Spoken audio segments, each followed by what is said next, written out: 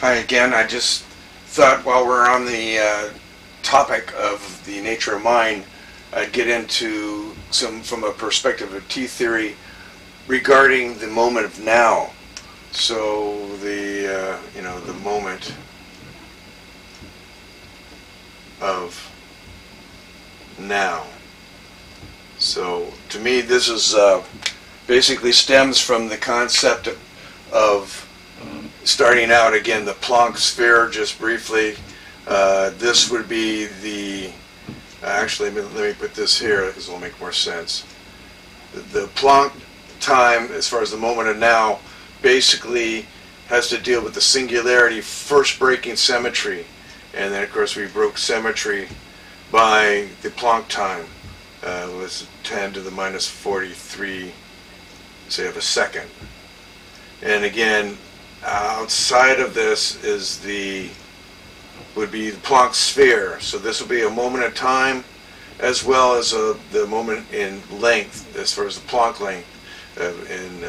10 to the minus 33 centimeters or so. Then space-time comes into existence. So at the reference point of physicality, for space-time to come into existence, in other words, this is where the beginning of the Big Bang happens. And of course, we were talking about the distance and time here are actually still outside of space-time. So I guess if we were going to consider 2 Planck times distance, then this would represent the kind of the sphere of space in itself. So that at this moment would be the closed strings of string theory, as well as the open strings of string theory, as well as the quantum. This would be all the quantum foam region. And then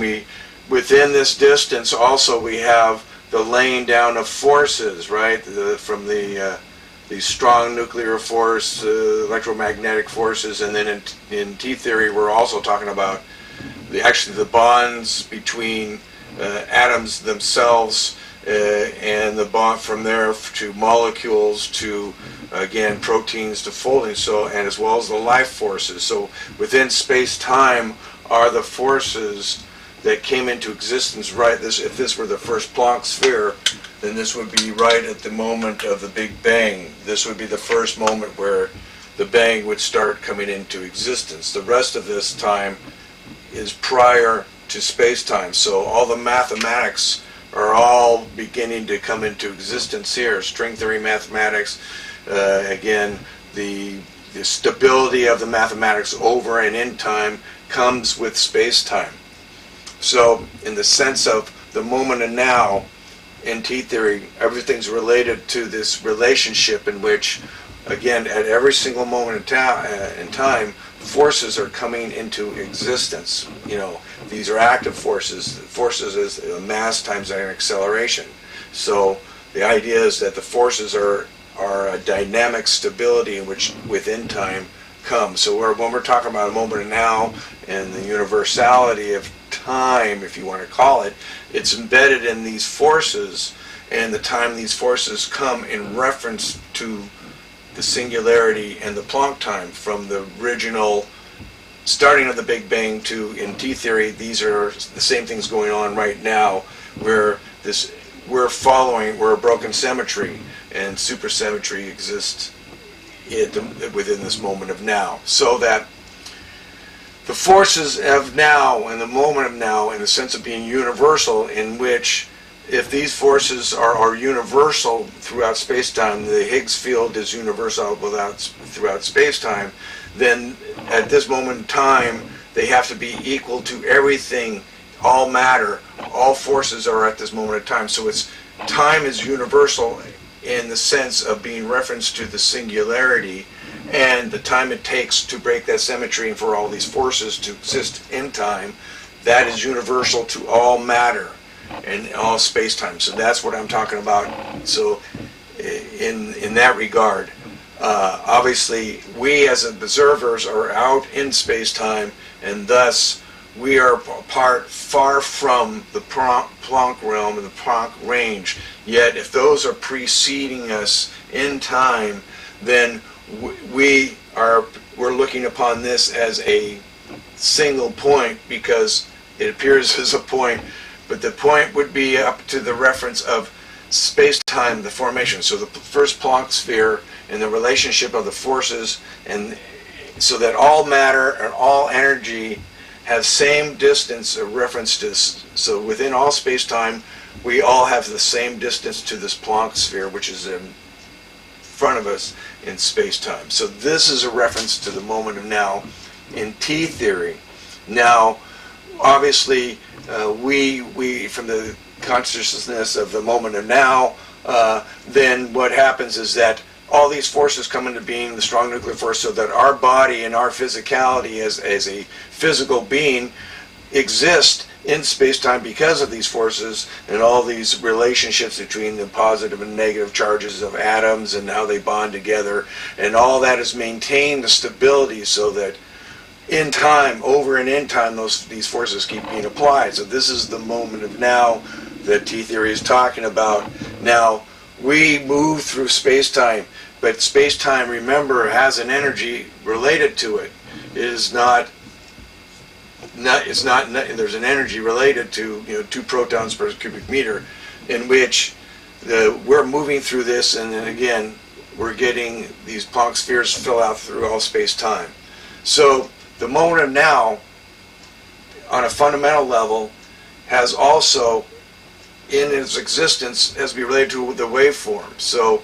inside of here, again, the string theory are providing waves. The waveform, again, is, if we look at a simple model like this, obviously the first waveform that exists would have,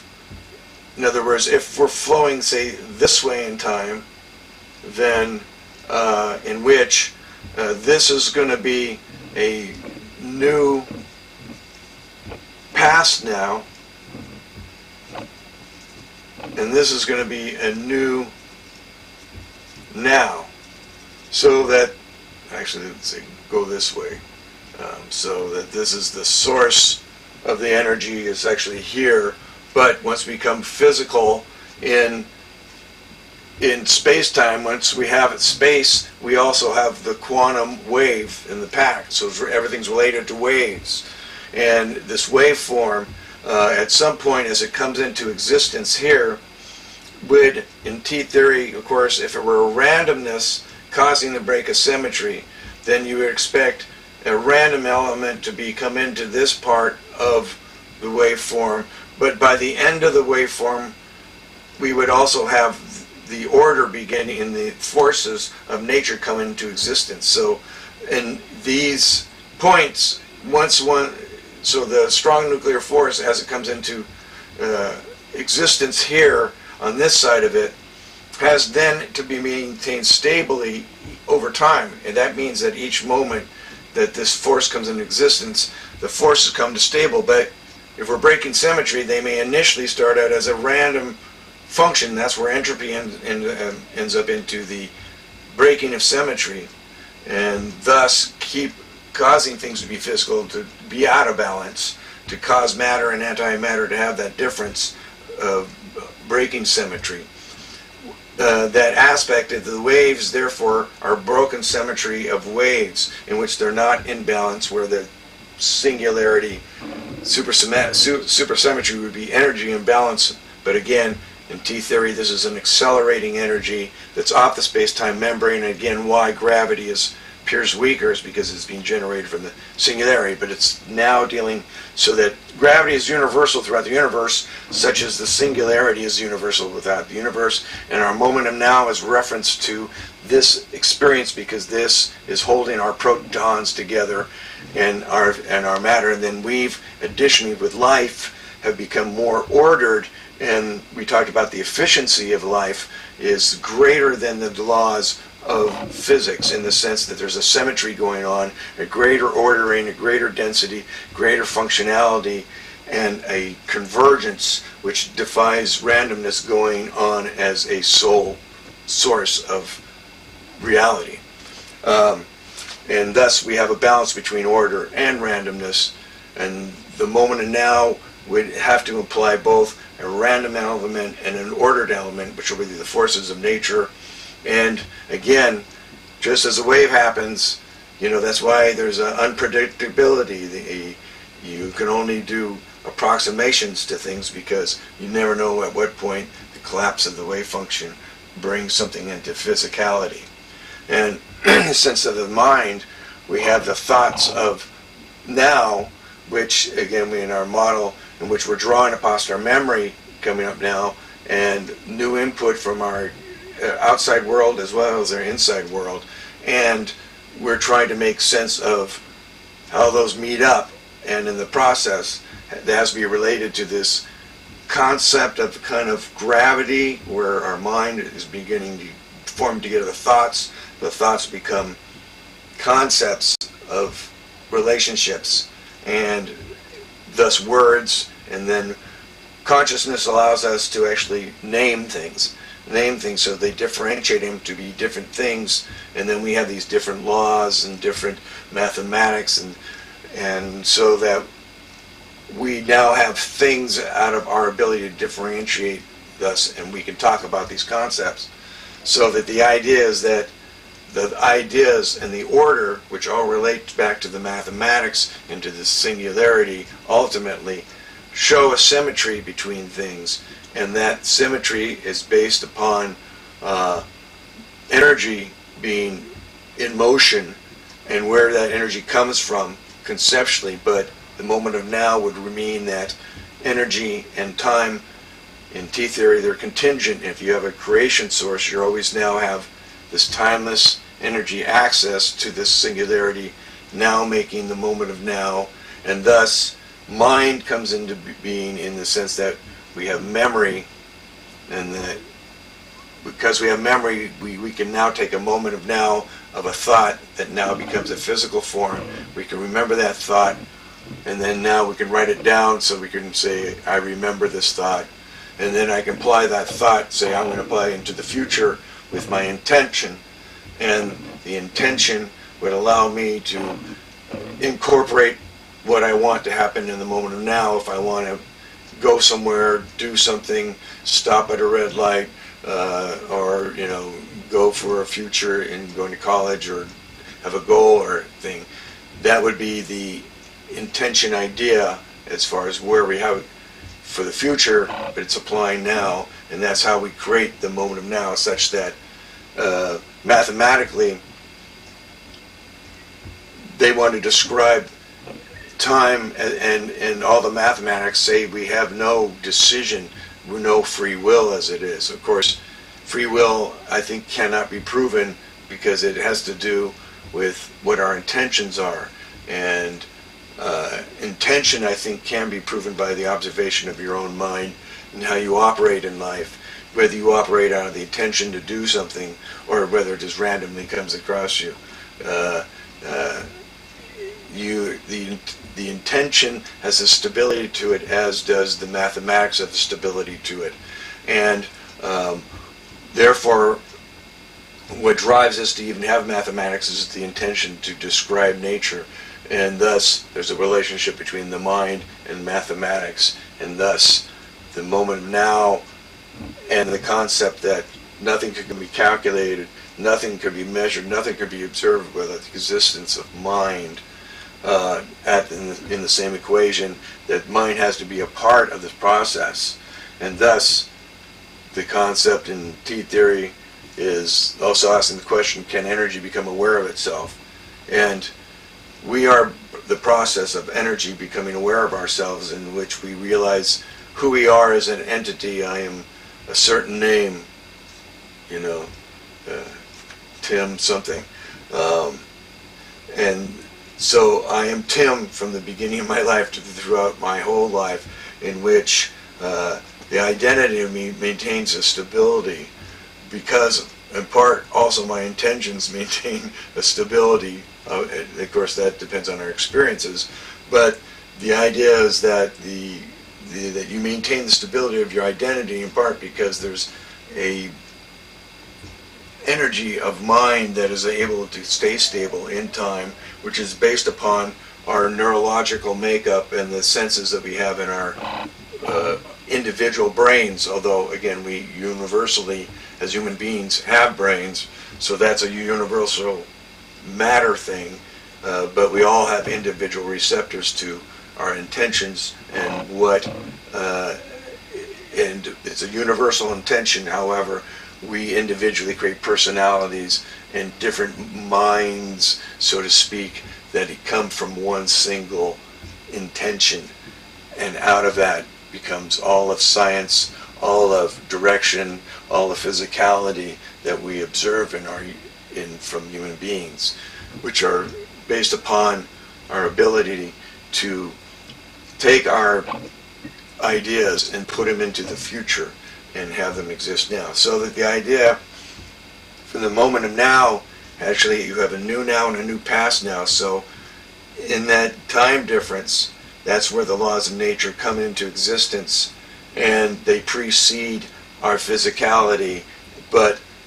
also think about our intention to survive is embedded in these force fields. That the combination of the molecules alone, we just accept the fact that chemistry occurs, that okay, this reaction goes this way, and if you have an enzyme, then this reaction can occur a different way. And you know there's predictability in the nature of the reactions based upon the stability of forces that exist over and in time, and that's of course related to the laws of nature and the constants that exist, such that those are existing prior to, again, we have to have the strong nuclear force to hold together our protons, which are the center of all our atoms, and our atoms have to maintain their stability both dynamically,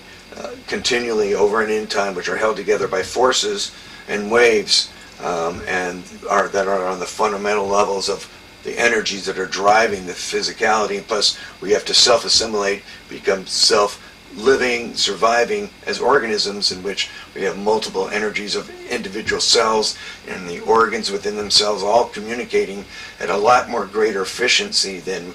typical mathematics would imply. And such a form that we can accelerate our future by our own minds, but where there's a relationship to the acceleration of our minds and the acceleration of the energy, and our ability to tap that acceleration is based upon our ability to understand how our minds work as a functional realm, so that we can access the creative mechanism that is continually driving humanity and driving the existence of life, is that there has to continual recreation of these forces over and in time. So that's what space-time is the stability of space, stability of the dimensions in space over and in time. And then how we, as in the moment of now, this now moment, which involves all the forces of nature that pre-exist before us even from our body to be able to sense it. And then of course our senses sense energies that are there, and then we transduce them and then transmit them throughout our living tissues, so that we stay alive, but also through our intentions about where we go in the future. And of course, with having a mind, then we have great capability of accelerating into the future through our creativity and shortening the distance to goals that we want to reach, as well as making more important and dense the ideas that help in causing humanity to work more efficiently. So through our own acceleration of our creativity, if we can supply more energy going through us in a creative control mechanism, then we can actually accelerate time, get to distances in greater understanding of our universe and relationships through our creativity, as well as healing the relationships and uniting as a people towards the survivability of humanity over the long term, so that we can cause for this synergy that exists and is pre-existing. All we have to do is tap it in order to realize that the more we create peace, the better chance we have to living in a long and prosperous world. But we have to be able to tap the energies that are available to us. And I think if we tap the singularity from concept of physics, the single point energy, that we might be able to access this energy instead of tearing up our world through destroying the forest and the things that bring us oxygen, the plants and the trees, as well as polluting it from our use of the fossil fuels and having a different energy source that does it without offsetting our survivability. So that those aspects come together through creative mechanisms in which we do inherently. All human beings have this creative mechanism, but the idea is that if we had a language of it, then some might be able to get to having more control over it. Some of us intuitively do it. We all intuitively do it. But again, if we're going to master our creativity, then the more we know about the mind mechanism and have a functional model, the more we're able to possibly tap into it and align and attune ourselves to what the energies are out there, such that we can make use of our human creativity to create peace for ourselves and additionally to others by unifying tapping into all the energy out there to unify them. Anyway, nature of mind, how the moment of now kind of works in relationship to the T-theory view of a dualiverse that is divided in time, but that time and energy are both single. It's just that we developed a dual universe in which all the future is here before us now, because there is a future energy creating the moment of now, and it's up to us to tap into it.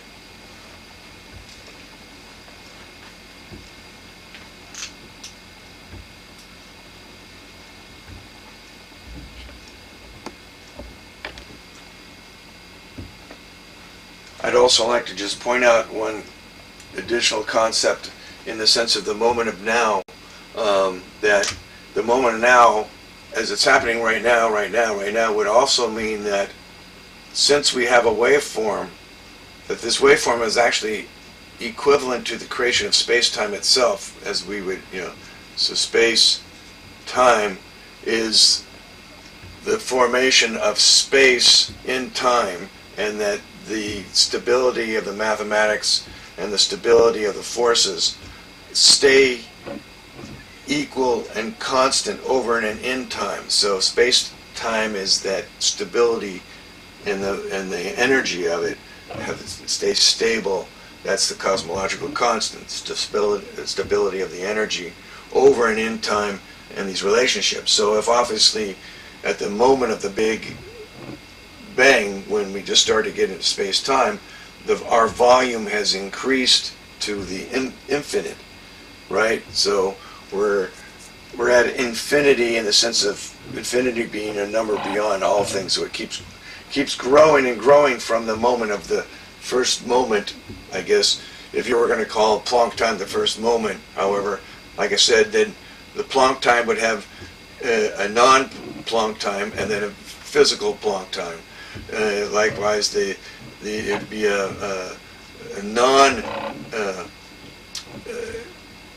long non-Planck length of in other words, because this is actually predicted from us coming backwards in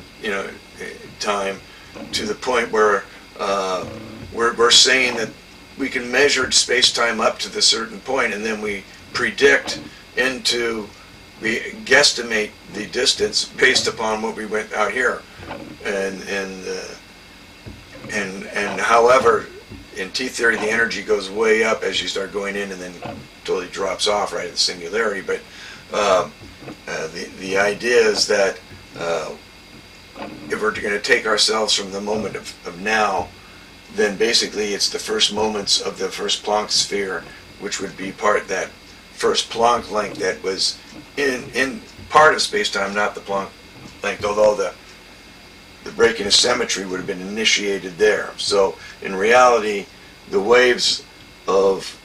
physicality only start existing after the first Planck length in time, which is the estimated one, the ideal one, or estimated one, versus what actually is one in space-time, if that makes sense. So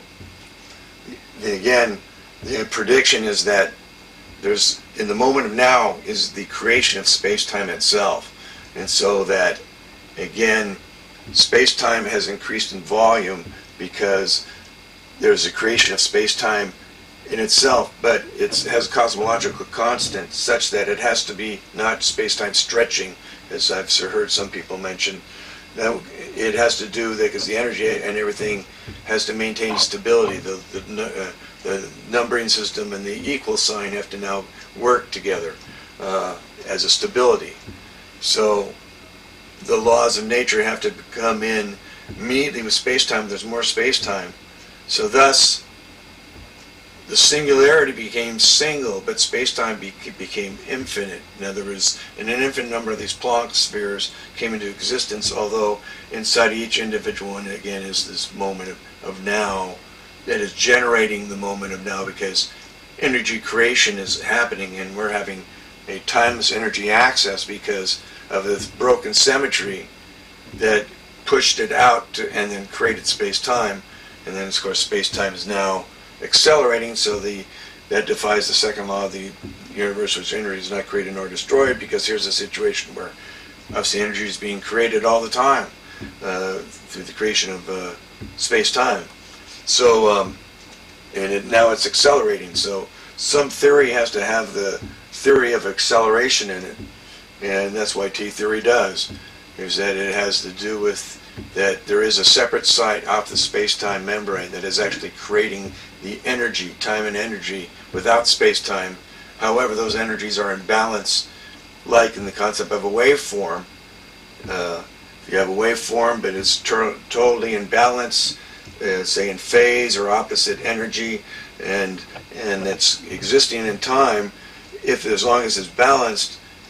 it would appear as zero energy, and it could be creating energy and be zero energy. And of course, in T-theory, it's actually accelerating in energy, but the energy density would build up, build up, build up, and of course energy attracts energy. The acceleration of energy attracts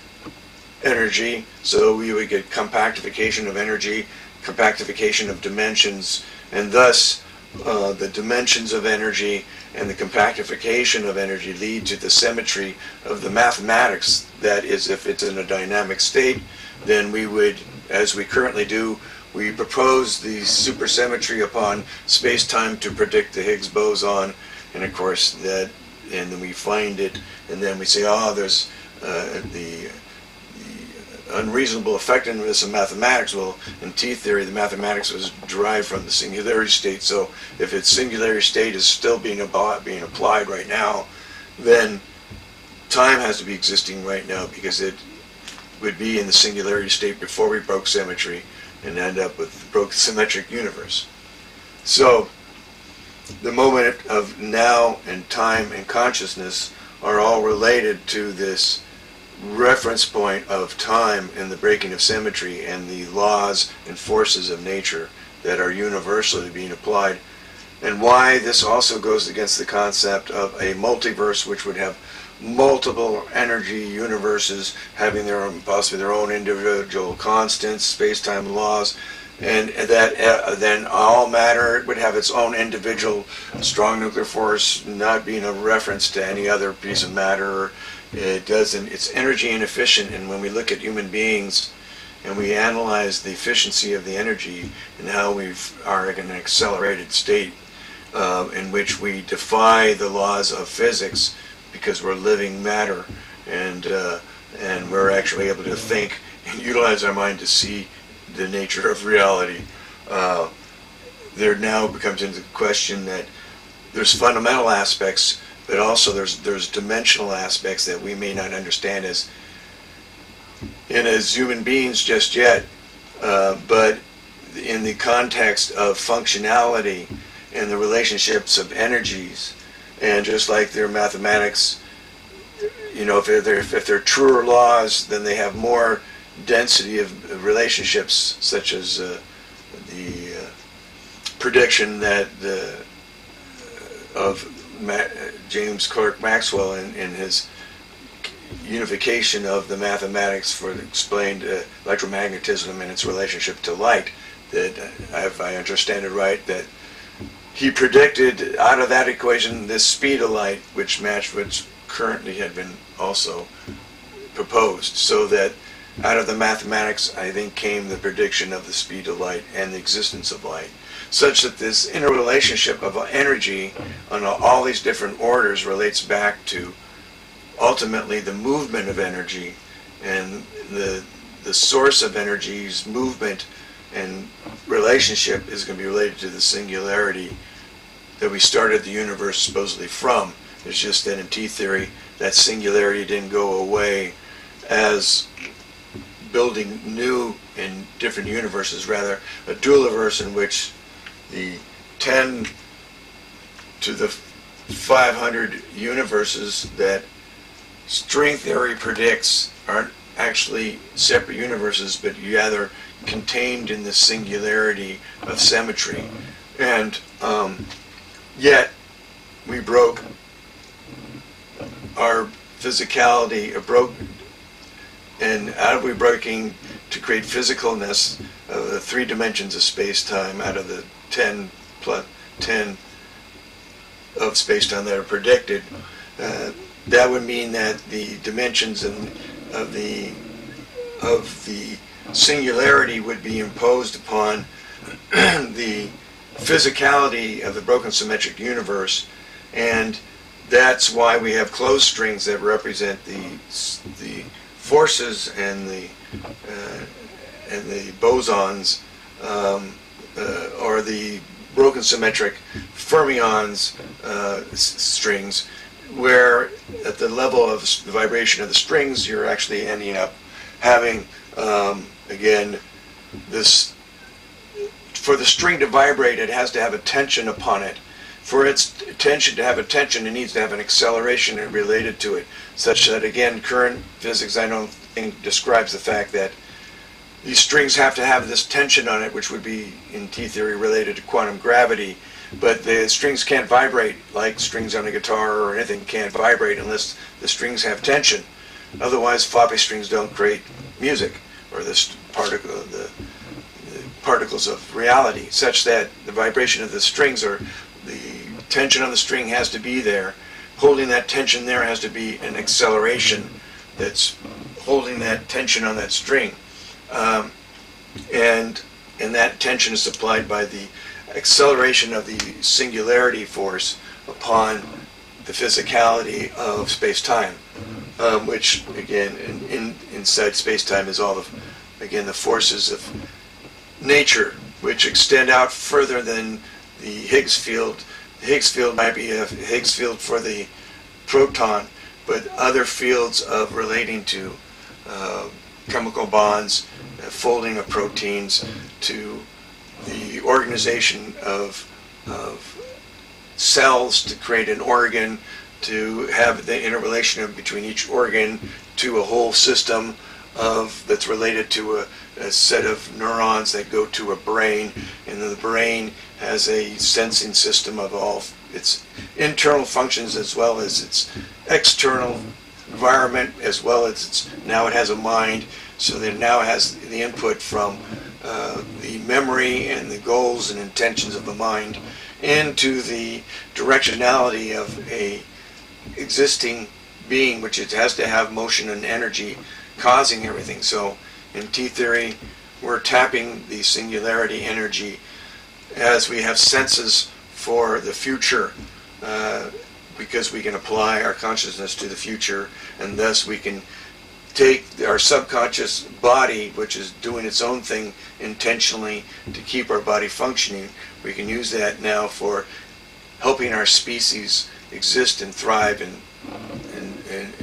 over in time. So now we can use that for not us just on an individual level, but as we approach it towards humanity, then existing towards, so we have the creativity to be able to exist intentionally forever. That is, intentionally forever